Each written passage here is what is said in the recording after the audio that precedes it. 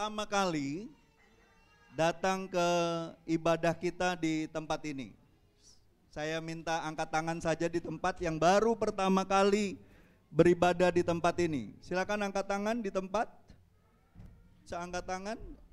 Ada beberapa teman-teman di belakang sana. Puji Tuhan. Welcome. Di sini rumah Tuhan. Tidak ada orang asing di sini. Semua kita keluarga Allah, mau dari suku bangsa, latar belakang apapun, kita adalah satu di dalam Kristus, satu di dalam Tuhan. Bapak Ibu, siapa yang sepanjang 2 minggu, 3 minggu sudah belajar tentang khotbah Yesus di atas bukit? Ya, tentang kata-kata berbahagia. Nah, hari ini kita akan belajar khotbah Yesus di atas bukit berkenaan tentang berbahagialah orang yang lapar dan haus akan kebenaran. Ingat ya, lapar dan haus akan kebenaran. Bukan lapar dan haus, lapar capcay bukan. Bukan lapar bakmi, bukan nasi goreng, bukan. Ya, tapi lapar dan haus akan kebenaran. Amin. Ingat baik-baik. Ya. Nah, Bapak Ibu, mari kita baca ayatnya dari Matius 5 ayat 6. Injil Matius pasal yang kelima ayat yang ke-6, tolong ditampilkan. Saya baca bahasa Indonesianya, saudara baca bahasa Palembangnya. Karena ada terjemahan bahasa Palembangnya. Ya, sudah diterjemahkan. Saya baca, demikian firman Tuhan. Berbahagialah orang yang lapar dan haus akan kebenaran, karena mereka akan dipuaskan.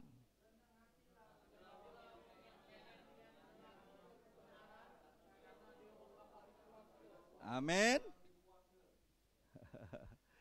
Nggak kompak bahasa Palembangnya. Sekali lagi, pelan-pelan. 2, 3.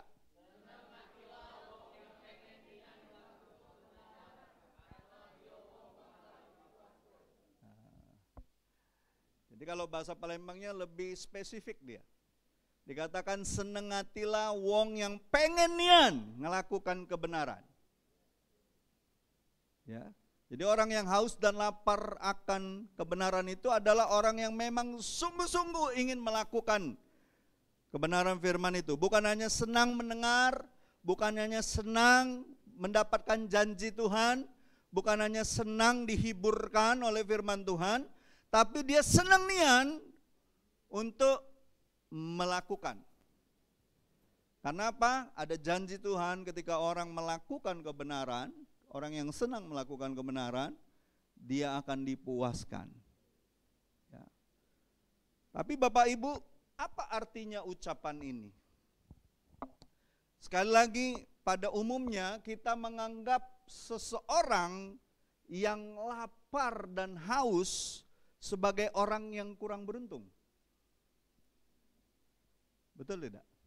Ya. Kalau kita lihat orang di jalan misalnya, dia kelaparan, dia haus, pasti pandangan kita sebagai orang yang masih tinggal di dunia ini menganggap itu orang kurang beruntung. Ya.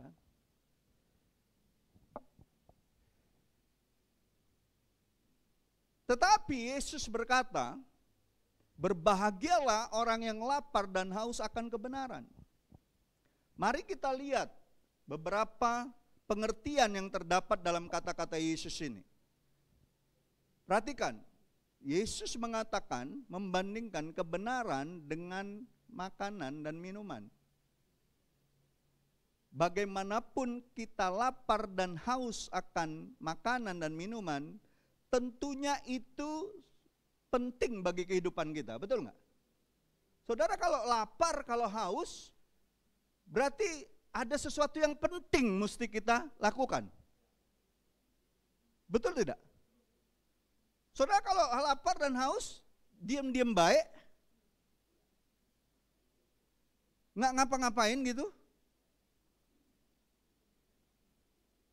Kalau ibu-ibu sudah paling tahu itu. Kalau malam-malam tiba-tiba dapur ada bunyi-bunyi, siapa itu? Kucing. Padahal kucing kepala hitam, saudaraku. Entah itu anaknya, entah itu suaminya yang lagi kelaparan. Nyari makanan. Halo?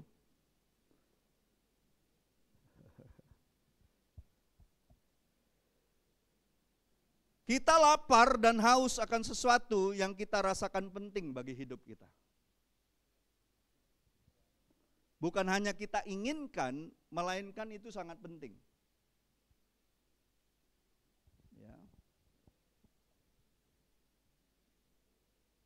Kita tidak akan merasakan kelaparan dan kehausan kalau itu sesuatu yang tidak benar-benar kita inginkan.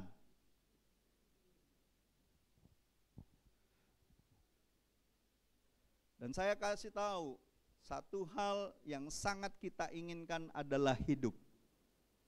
Betul nggak? Ada yang sini sudah nggak ingin lagi hidup?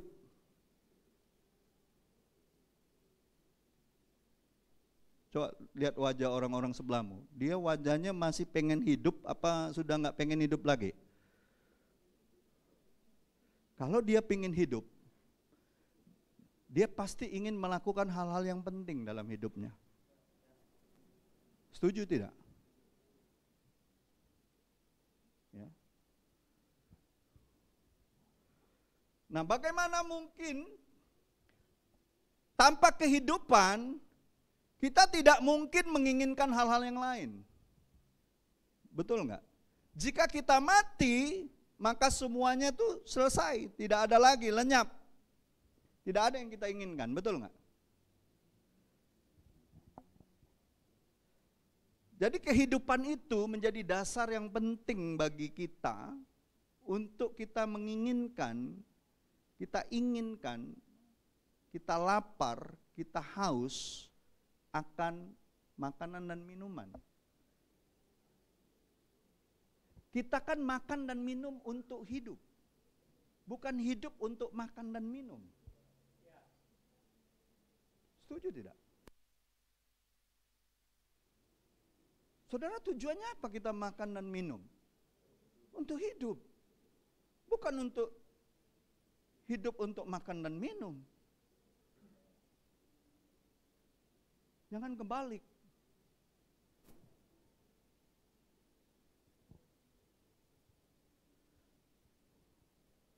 Karena tanpa makanan, tanpa minuman, kita pasti mati. Betul tidak? Renungkan hal yang sederhana ini. Ya. Tubuh kita akan merasa lapar dan haus karena memang tubuh kita menyatakan satu kebutuhan yang sangat di dalam badan ini. Tubuh kita ini.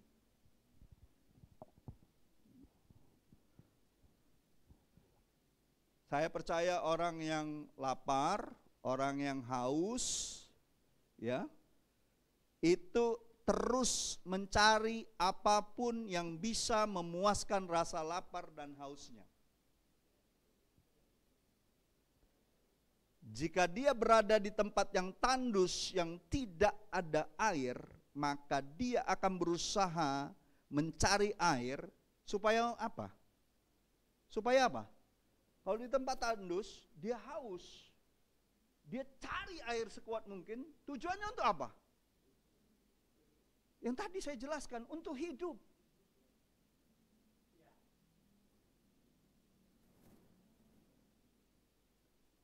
Sesimpel itu sebenarnya cara berpikirnya seharusnya.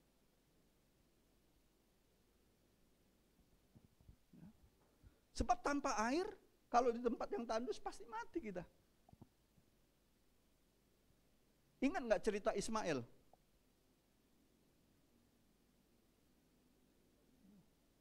Waktu Hagar dan Ismail diusir oleh Abraham. Diusir kan? Oleh siapa? Oleh Abraham. Karena Sarah yang ngusulin. Kejam nggak Sarah? Di situ aja sudah kejam. Menurut saudara, saya tanya ya, Abraham itu sangat mengasihi Ismail nggak? Dia kan rindu seorang anak, betul nggak? Akhirnya dari Hagar dia punya anak. Dia sayang sekali nggak 12 tahun itu? Anak itu umur 12 tahun loh, sampai 12 tahun. Sayang sekali nggak dia? Dia malah bilang, kalau bisa anak ini aja. Nggak perlu anak lain.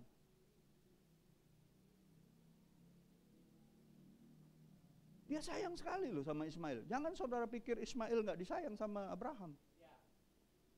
Makanya kita juga harus sayang sama saudara-saudara kita yang belum percaya Tuhan itu. Dari keturunan Ismail.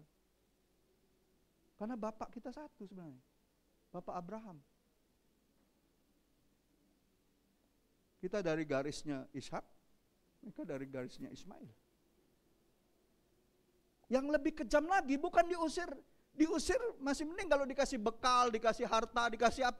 Enggak, dikasih air cuman sekirbat.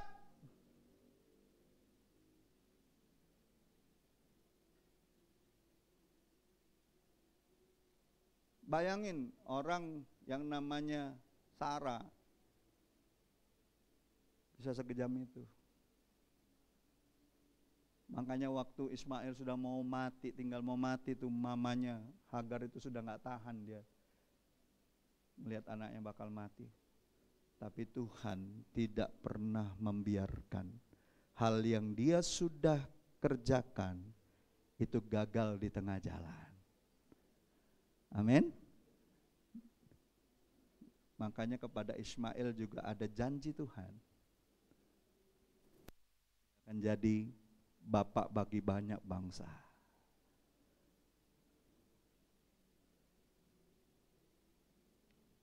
Mereka bukan saudara sepupu kita. Yang lain, tetangga sebelah itu saudara sepupu bukan. Satu bapak, lain ibu aja. Itu masih saudara sangat dekat enggak? Iya. Saudara sedarah. Tapi mereka karena saking pahitnya terluka dari bapak moyangnya. Makanya itu turun terus sampai sekarang. Makanya enggak damai itu Timur Tengah. Jadi saya kasih tahu ya. Kalau di padang gurun itu orang cari air kalau dia lagi haus itu karena ingin hidup. Bukan karena ingin muas-muas sendiri, karena ingin hidup. Jadi kehidupan kita ini penting. Amin. Lebih penting daripada apapun di dunia ini. Hidup kita ini di mata Tuhan penting. Ya. Betapa pentingnya kita mengerti apa yang dimaksud dengan kebenaran di ayat ini. Ada yang mengatakan kebenaran di sini adalah firman Tuhan. Karena firman Tuhan itu digambarkan seperti roti, betul enggak? Ya kan? Kan Yesus pernah ngomong kan, manusia bukan hidup dari roti saja, tapi dari setiap firman yang keluar dari mulut Allah. Digambarkan seperti itu. Jadi bukan jasmani kita aja, tapi jiwa kita, roh kita butuh yang namanya makanan. Namanya apa? Rotinya firman Tuhan. Ya.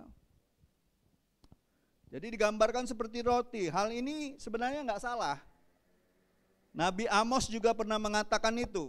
Coba lihat ayatnya. Tolong dengan cepat.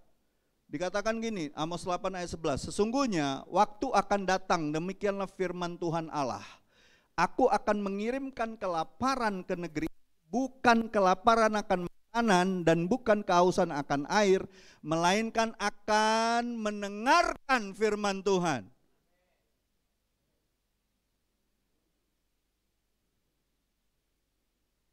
Jadi firman Tuhan itu dibandingkan seperti makanan yang mendatangkan kehidupan.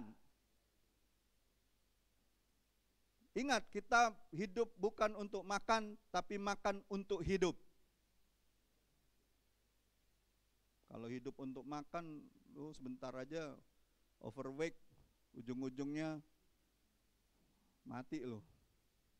Kalau cuma hidup untuk makan nggak ngapa-ngapain. Ya.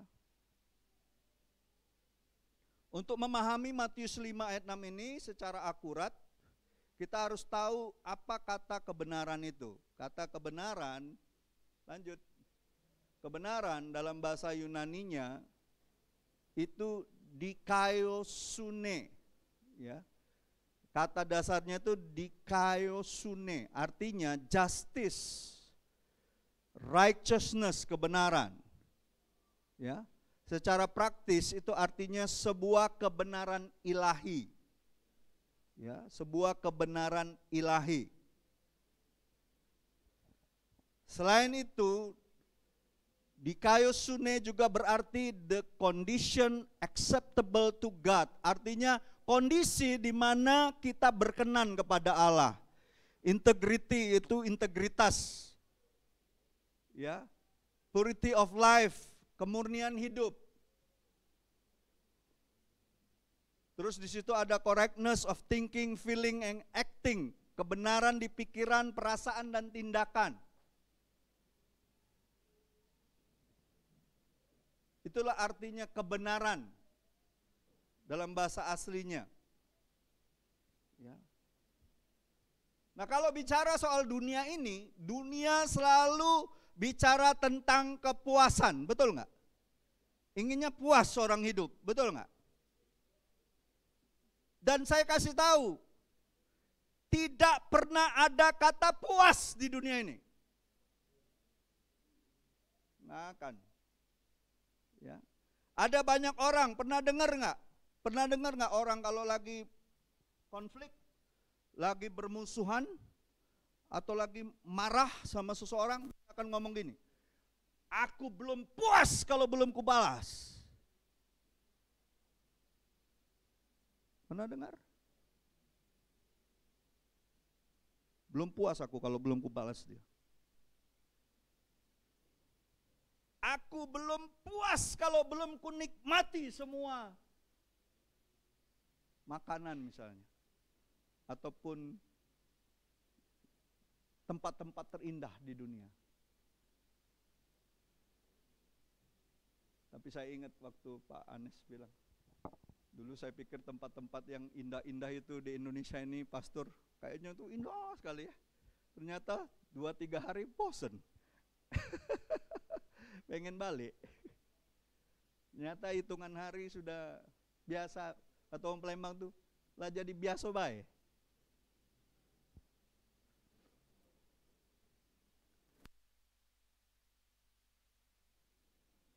Ya, biasa baik.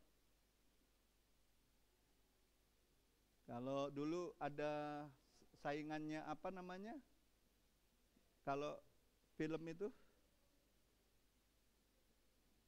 apa namanya? Kalau untuk potret ada pakai bukan ininya. Hanya itu apa sih, merek apa? Fuji ya, Fuji yang paling terkenal di Indonesia ya. Tapi saya sangat terkesan dengan Konica. Seindah warna aslinya.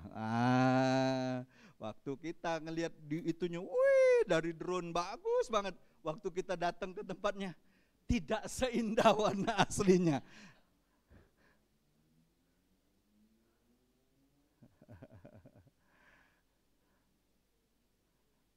Anak generasi yang sekarang nggak tahu itu istilah itu. Kalau yang generasi kita tahu pasti yang biasa pakai potret. Kalau ada kena sinar matahari pas dicetak ya mutung. Kalau sekarang diulang-ulang sampai 1000 kali juga nggak masalah, betul nggak? Ya bersyukurlah untuk generasi sekarang nggak ngalami seperti kami dulu. Kerek. Pergi ke tukang cetak foto, nunggu. Nanti pas lihat dulu ininya kaca film, ya banyak yang rusak. Betul nggak Bu Sida? Zamannya kita itu, tapi itu yang paling berkesan justru. Jadi kita tuh betul-betul belajar bagaimana foto harus bagus, tepat. Ya kalau sekarang kan masih basing juga, baca diedit. Gampang editnya. Ya. Jadi Bapak Ibu, saudara-saudariku yang terkasih, di dunia ini kalau orang ingin mencapai kepuasannya, ya, itu membuat banyak orang merelakan segala sesuatu untuk kompromi akhirnya dengan uang dan kejahatan asal aku puas.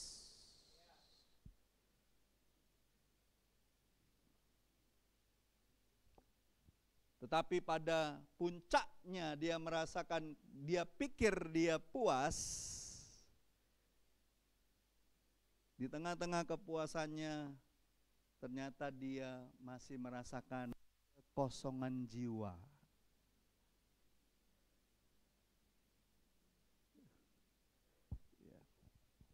Karena saya percaya ini, dengar baik-baik. Ada ruangan di dalam hati kita yang gak bisa diisi apapun kecuali Kristus. Selama ruangan itu masih belum ada Kristus di dalamnya, kau mau isi hatimu dengan kepuasan apapun, kau akan tetap merasa emptiness, kekosongan jiwa.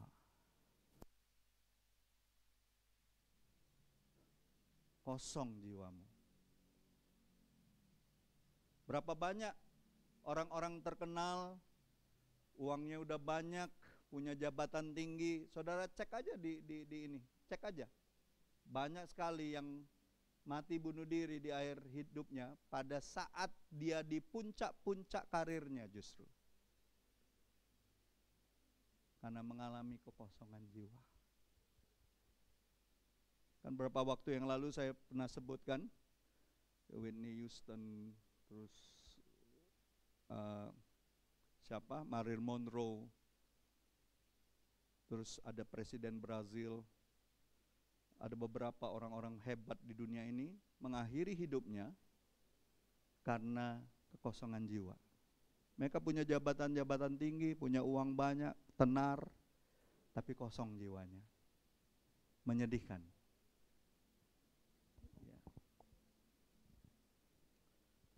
Jadi Bapak Ibu, kalau hari ini kau sedang mengharapkan kepuasan, ya, dari dunia ini, saya mau kasih tahu, kabar baiknya cuma satu, kepuasan hanya kau bisa dapati di dalam kebenaran firman Tuhan.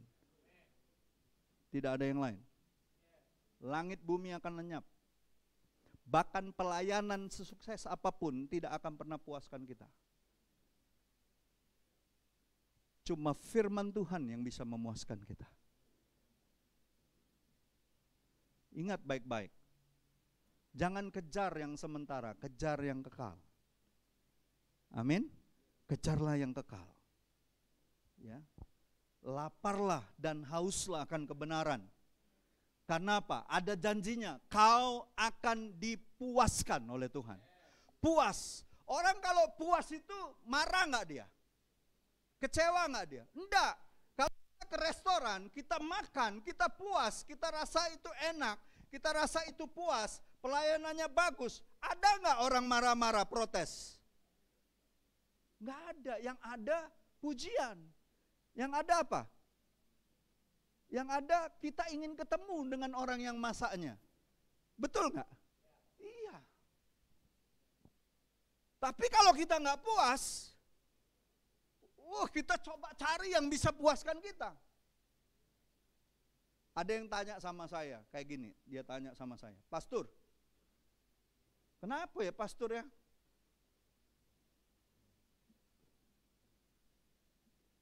Kalau sudah pergi kondangan, makan enak, apa baik coba enak galo?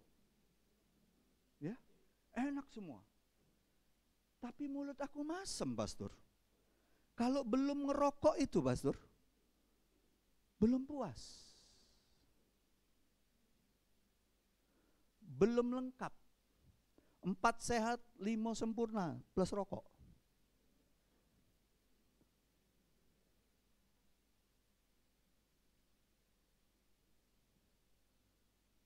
Saya bilang sama dia, kau sebenarnya sudah jawab. Ada ketidakpuasan di hatimu. Kalau kau puas dengan segala yang kau sudah nikmati ini, kau nggak perlu rokok.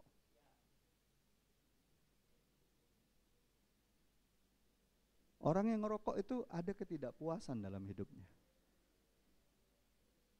Orang yang pergi ke bar, minum minuman keras, itu karena ada ketidakpuasan di dalam hatinya. Apapun yang mengikat engkau, narkoba, judi online, apapun itu sampai mengikat engkau, pasti tidak ada kepuasan di dalam hatimu. Orang yang puas di dalam Tuhan, dia nggak butuh apa-apa di dunia ini yang untuk memuaskan hatinya. Puas dia. Dia punya rasa cukup. Makanya Rasul Paulus bilang gini, aku tahu apa artinya kekurangan. Aku tahu apa artinya kelimpahan. Tidak ada rahasia di dalamnya.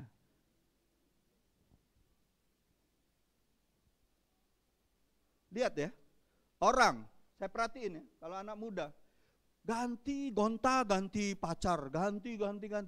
Pasti ada ketidakpuasan dalam hatinya. Udah pasti. Kalau dia puas dengan Tuhan, dia akan selalu bilang gini sama Tuhan, Tuhan aku percaya kau akan memberikan yang terbaik bagi hidupku. Aku gak mau lakukan seperti cara dunia. Aku mau berteman dengan banyak orang Tuhan, tapi suatu saat aku percaya kairosmu, waktumu, kau pertemukan aku dengan orang yang dari kehendakmu, yang terbaik.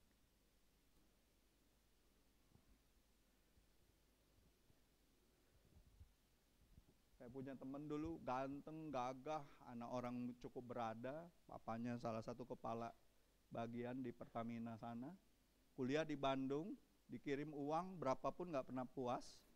Akhirnya, ya karena dia hidupnya kayak gitu, gonta ganti pacar, karena semua fasilitas dikasih sama papanya.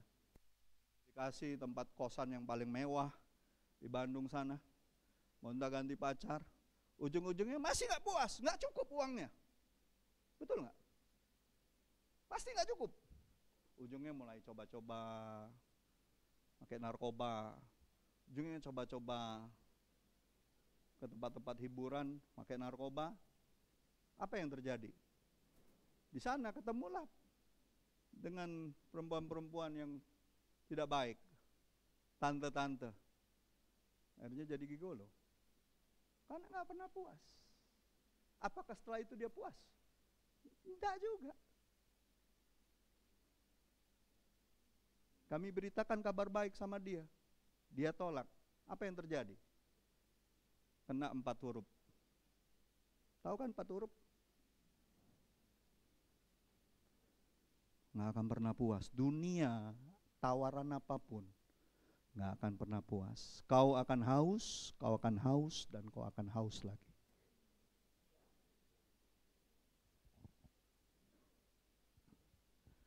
Makanya Yesus bilang, berbahagialah orang yang lapar dan haus akan kebenaran, karena mereka akan dipuaskan. Apa artinya orang yang lapar dan haus akan kebenaran? Yang pertama, perhatikan baik-baik. Orang yang sangat mengharapkan kehadiran Tuhan dalam hidupnya. Orang kalau dia mengharapkan kehadiran Tuhan dengan kesungguhan hati, itu tanda, itu ciri orang yang betul-betul haus dan lapar akan kebenaran.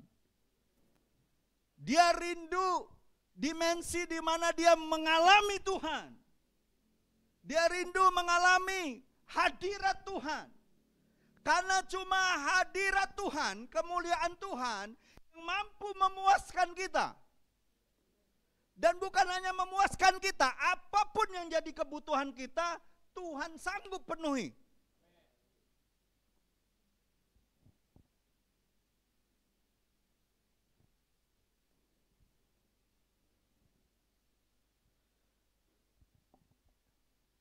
Ingat orang lumpuh 38 tahun itu?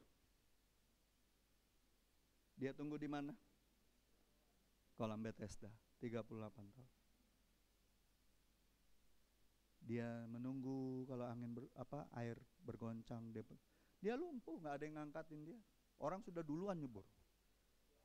Kan dibilang kalau ada air bergoncang, ada malaikat itu, ada kemuliaan Tuhan. Tapi waktu dia ketemu Yesus, dia nggak sadar awalnya. Sang pemilik kemuliaan itu ada di depan dia.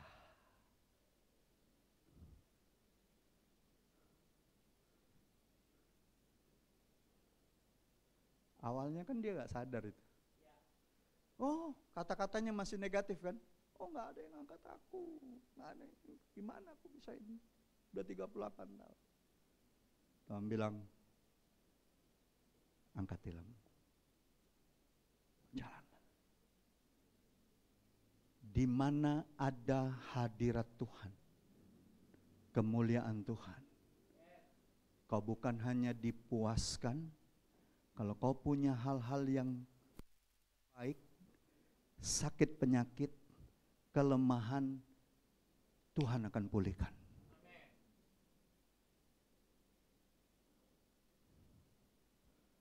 Tapi kalau kau cari hausnya akan dunia ini, nggak akan pernah puas. Nggak akan terjadi apa-apa dalam hidupmu. Yang ada kau kecewa, kau marah, kau akan menyalahkan keadaan.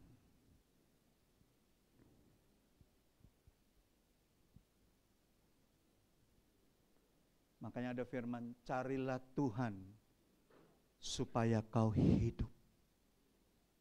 Amin. Ada amin saudaraku? Cari Tuhan supaya kita hidup. Kalau kita sedang lapar dan haus, maka kita akan berusaha untuk mencari dan mendapatkan makan dan minuman kita. Betul nggak? Tidak mungkin kita terus melakukan aktivitas ketika kita lapar dan haus. Yang ada kita pingsan. Kalau masih terus ngerjakan. Betul nggak?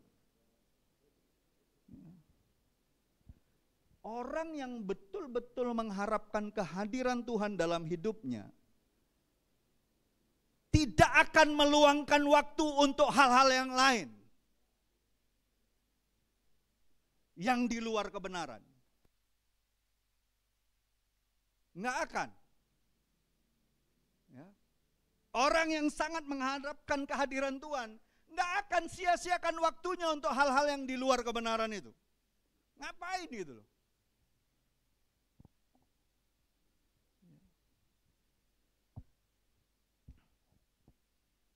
Dan orang yang haus dan lapar akan Tuhan akan memulai hari-harinya dengan doa, baca firman, serta melakukannya.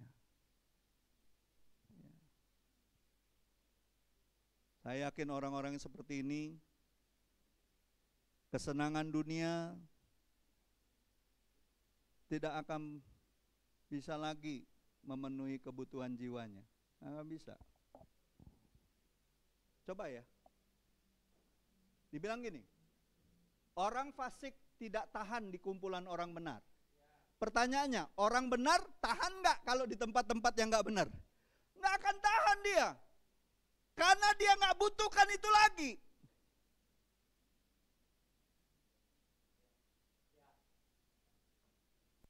Akan tahan dia. Gelap sama terang nggak bisa bersatu. Nggak nyaman dia. Nggak nyaman. Ya. Jadi kalau orang yang betul-betul haus dan lapar akan Tuhan, dia tahu pemenuhan kebutuhan jiwanya, dia akan menyediakan waktu untuk doa, firman Tuhan, dan persekutuan dengan Roh Kudus.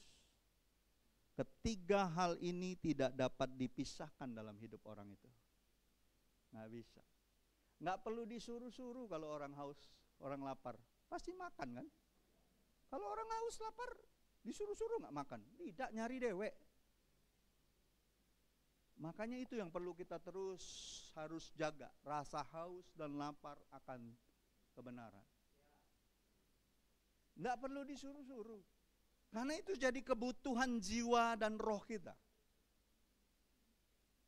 Sama waktu kita butuh makan dan minum, gak disuruh-suruh, pasti nyari sendiri.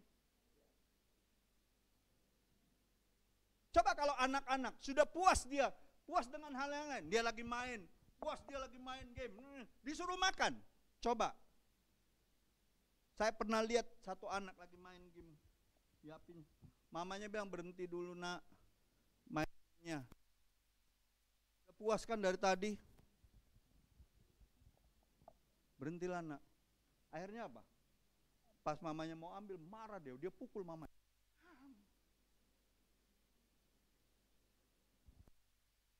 Orang kalau sudah dipuaskan dengan hal-hal yang dari dunia, kau suruh dia doa, baca firman, marah dia, nggak nyaman dia. Pasti dia cari-cari alasan untuk menghindari itu. Jadi yang perlu dikasih tahu orang itu, bahwa cuma Tuhan yang bisa puaskan dia. Nggak perlu dipaksa.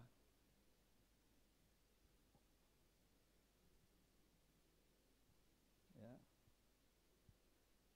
Saya percaya orang yang haus dan lapar akan Tuhan, ketiga hal tadi, baca firman, berdoa, bersekutu dengan Roh Kudus, itu jadi satu kebutuhan yang gak bisa lepas dari hidupnya. Itu jadi satu yang menyenangkan setiap waktu. Kalau orang sudah haus dan lapar akan Tuhan, dia ketika dia memuji, menyembah Tuhan, bersekutu, baca firman, 1 jam, 2 jam gak kerasa, saudara.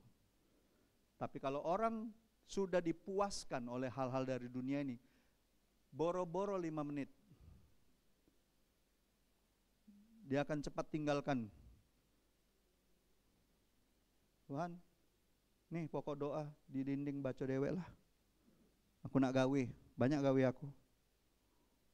Berkati ya. Nah, ini yang ngomongnya.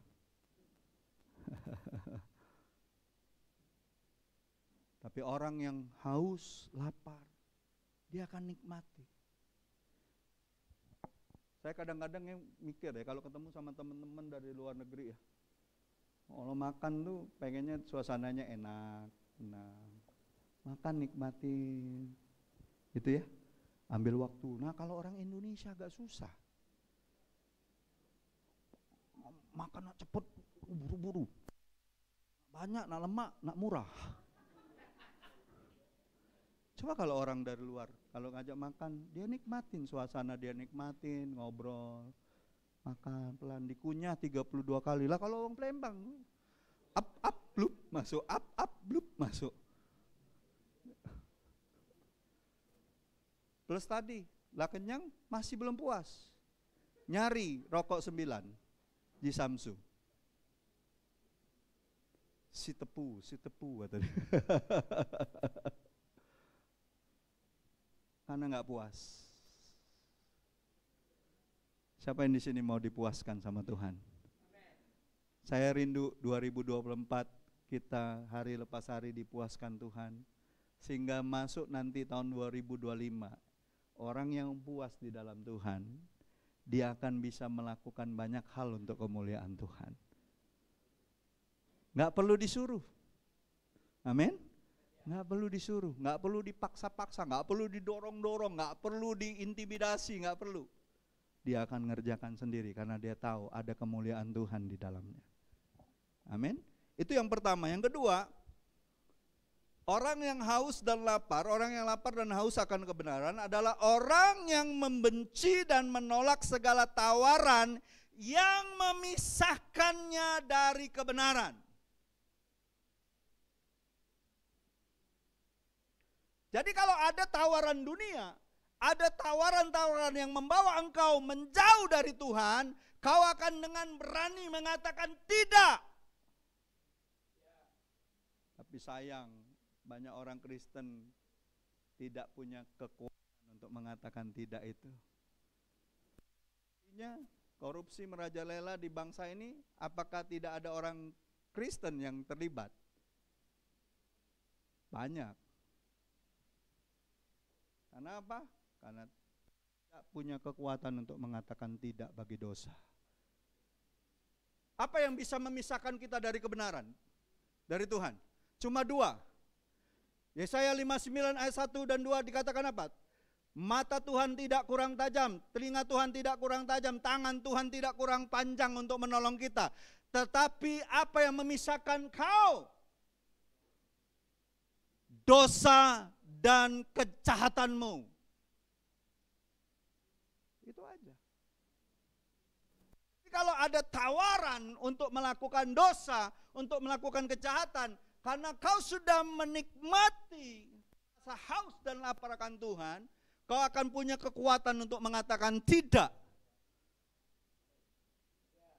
Kalaupun kau nggak punya kekuatan untuk melawan kekuatan itu, kau lari dari dosa itu. Yusuf lakukan itu. Betul tidak?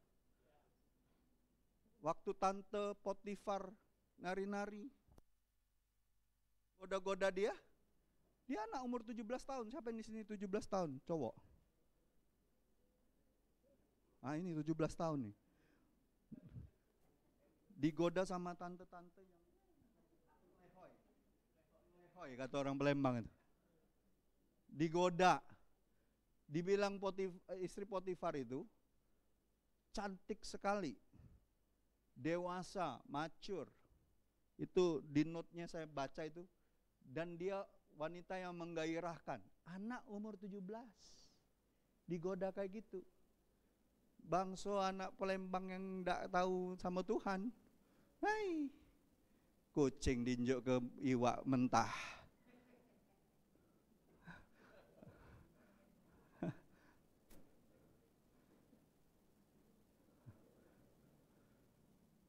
Tapi Yusuf, karena dia tahu hati Tuhan, dia punya hubungan intim sama Tuhan, lari dia.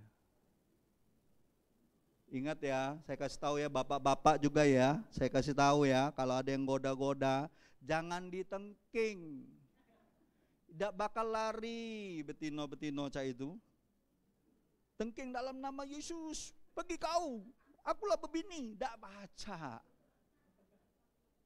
Yang ngadu kau tambah dideketinnya. Dan ujung-ujungnya kau bukan dalam nama Yesus lagi. Siapa namanya Yesus? Hati-hati. Lari.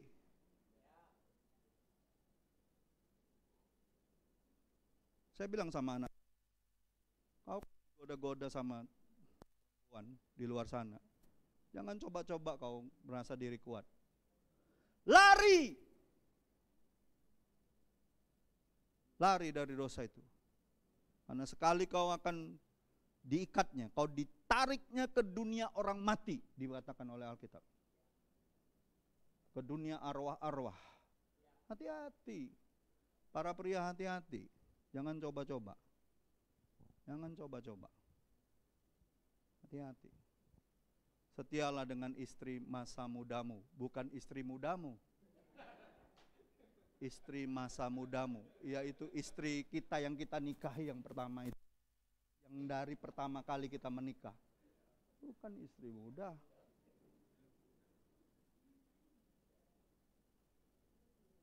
Yang mulai punya pikiran yang aneh-aneh, bapak-bapak terhadap istrinya, awas. Konsekuensi tanggung sendiri. Jangan coba-coba. Ya. Kalau kita dipuaskan di dalam hadirat Tuhan, kita akan menolak dan membenci semua tawaran-tawaran dosa itu. Membenci tawaran-tawaran dunia yang membawa kita terpisah dari kebenaran. Kita nggak mau. Kalau kita tahu hari Minggu, tempat waktu adalah untuk ibadah, walaupun ada tawaran engkau untuk bisnis saat yang sama, kau akan berani mengatakan enggak. Tunggu saya ibadah. Kalau mau hubungin saya, mau ketemu saya untuk bisnis. karena saya mau ketemu orang pribadi yang lebih penting daripada Anda. Berani katakan. Jangan gara-gara, bisnis cuan besar. Ninggalkan Tuhan, dia pikir ninggalkan Tuhan 2-3 jam, terus dia nggak apa-apa.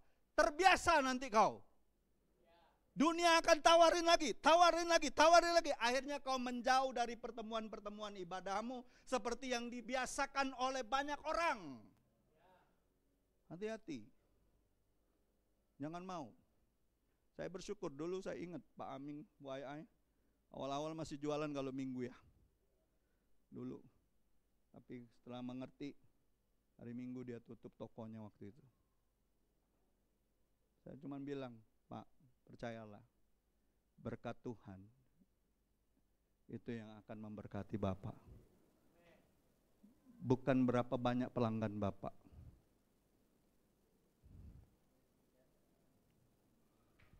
Jangan mau ditukar. Belilah kebenaran dan jangan menjualnya kembali. Amin. Ada amin Bapak Ibu? Ya. Kalau dunia ini sudah nggak tertarik untuk membicarakan hitam dan putih, semuanya abu-abu. Semuanya abu-abu. Ya.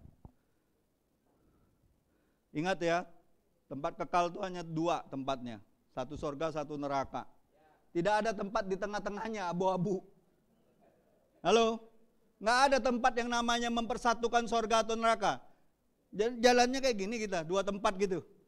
Pas yang ke kanan, lega. Pas ke kiri, gitu ya.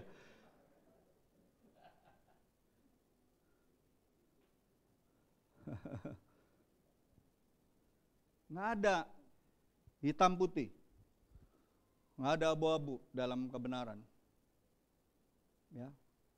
Saya mau kasih tahu ini karena apa? Generasi berikutnya akan mengalami tantangan yang lebih hebat. Sekarang di Eropa sana khotbah sudah pakai AI. Nggak ada lagi roh.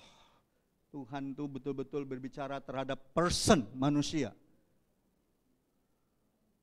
Udah, kemarin kita ngobrol-ngobrol. Buat khotbah hari-hari ini, hamba Tuhan di luar. Tinggal saya mau temanya ini. AI yang bikin. Nggak lagi nyari bersekutu dengan Tuhan. Nggak lagi cari hadirat Tuhan. Nggak lagi cari perkenanan Tuhan. Ngeri, ngeri. Ngeri. Saudara harus tahu, menyampaikan firman Tuhan itu adalah suatu privilege, kehormatan untuk menjadi kepanjangan lidah Tuhan, tapi tidak dengan sembarangan. Harus betul-betul dapat dari isi hati Tuhan. Amin. Jadi Bapak Ibu, kalau saudara ingin dipuaskan oleh Tuhan, beranilah untuk menolak segala ketidakbenaran dalam hidup ini. Tawaran dosa, tawaran dunia, berani saudara tolak. Karena saudara sudah tahu kebenarannya. Jangan jual lagi. Jangan. Yang terakhir.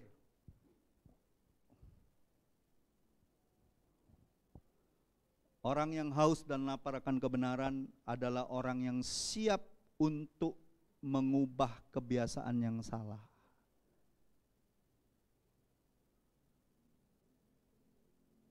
Kenapa banyak orang sudah tidak tertarik lagi dengan kebenaran hari-hari ini?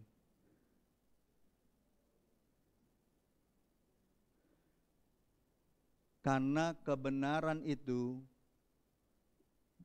yang menyatakan kesalahan dan mengoreksi pandangan manusia. Yakobus bilang firman Tuhan itu seperti cermin. Betul? Timotius katakan apa? Firman Tuhan yang diilhamkan oleh Allah itu bermanfaat untuk menyatakan kesalahan. Terus apa? Memperbaiki kelakuan, mendidik orang dalam kebenaran. Satu lagi apa? Masih ingat nggak? Ada 4 itu. Mengajar, mengajar, bermanfaat untuk mengajar, menyatakan kesalahan, memperbaiki kelakuan, dan mendidik orang dalam kebenaran supaya dia dapat melakukan hal-hal yang benar dan baik. Nah, orang gak suka dikoreksi hari-hari ini. Orang gak nyaman. Banyak manusia sekarang menganggap dirinya Allah bagi dirinya sendiri. Dia yang menentukan arah hidupnya. Bukan lagi kebenaran, bukan lagi firman Tuhan. Ya. Jadi banyak orang tidak tertarik dengan kebenaran karena itu tadi, menyatakan kesalahan, mengoreksi pandangan manusia. Ya. Orang hanya tak tertarik untuk dibenarkan.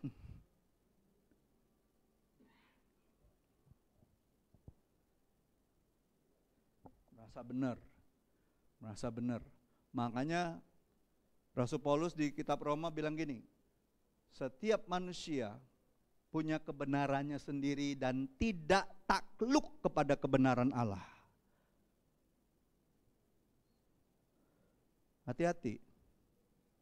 Hati-hati Bapak Ibu. Lihat pengajaran sekarang, pengajaran sesat di mana-mana. Di mana-mana sudah masuk ke sekolah-sekolah, bahkan sekolah-sekolah Alkitab sudah diselusupi oleh orang-orang yang mengajarkan teologi yang sesat, saudara. Mengerikan. Di Jawa tuh teman-teman saya sudah pada ribut itu. Ada beberapa sekolah teologi sudah dimasuki dengan nilai-nilai kesesatan. Makanya terjadi perpecahan, terjadi banyak sekolah STT sekarang di-grounded sama pemerintah. Ya. Kenyataannya, kebenaran seringkali jadi minoritas di dalam pikiran banyak orang hari-hari ini. Alkitab berkata, lebarlah jalan menuju kebinasaan, tapi sempitlah jalan menuju kebenaran. Iya kan? Sempit kan? Kalau jalan benar itu kan sempit, sesak, betul nggak? Orang mau melakukan kebenaran dia sesak loh, dihimpit dari kiri kanan, betul nggak? Dihimpit dari depan belakang, betul tidak? Tapi kalau jalan yang menuju kebinasaan, wah lebar, lempeng, enak kelihatannya, gampang, tapi ujungnya binasa. Ya. Nah Bapak Ibu, kalau kita sadar akan kebiasaan-kebiasaan yang salah dalam hidup kita, mari kita ambil keputusan untuk berani merubahnya. Amin. Merubah kebiasaan-kebiasaan kita yang tidak baik. Dan saya percaya orang yang tidak mau berubah dan mengubah kebiasaan-kebiasaan yang buruk dalam hidupnya, dia tidak akan pernah merasakan kepuasan di dalam Tuhan.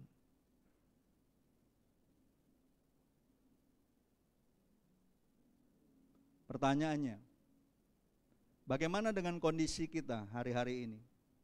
Kebiasaan buruk apa yang sudah terbangun dan mendarah daging di dalam hidup kita? Kabar baiknya, Yesus sanggup menolong. Yesus sanggup mengubahkan kita. Yesus sanggup memuaskan dahaga jiwa kita. Kuncinya, laparlah dan hauslah akan kebenaran. Kesimpulan. Jadi dari 3 poin ini seharusnya kita tahu apa yang dimaksud dengan lapar dan haus akan kebenaran. Bukan hanya keinginan yang kuat untuk mendengar dan belajar firman Tuhan, tapi komitmen untuk melakukannya di dalam kehidupan kita. Kita memiliki keberadaan atau kondisi yang membuat diri kita boleh berkenan di hadapan Allah Bapa.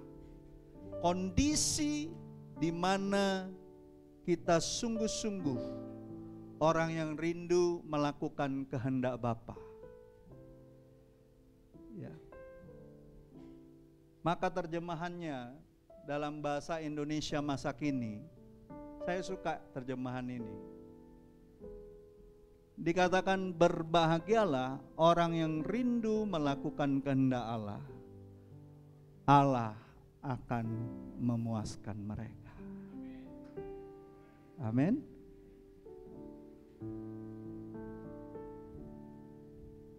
Maukah kita sebagai satu jemaat Tuhan berkomitmen sepanjang tahun, di sisa tahun 2024 ini, kita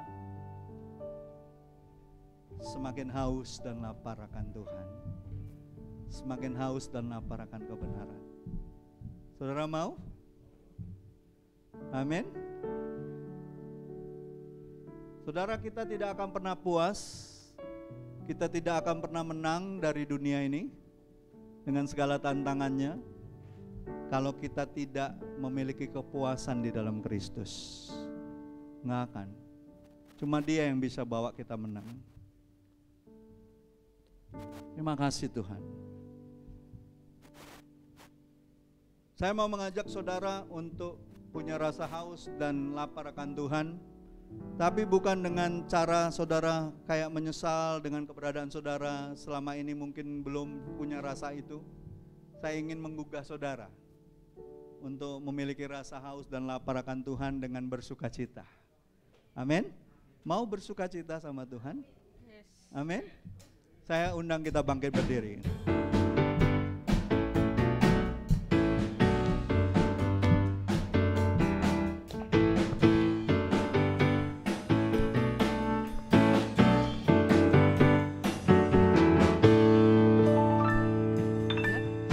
Ya Tuhan, Engkau Allahku, aku mencari